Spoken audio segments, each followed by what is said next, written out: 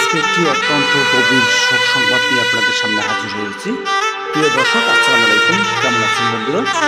তো আজকে যে আপনাদের সামনে একটি গভীর শোক সংবাদ নিয়ে হাজির হয়েছি, সেটা হচ্ছে যে আমার আপন মামাতো ভাইয়ের ছেলে, একটাই মাত্র ছেলে।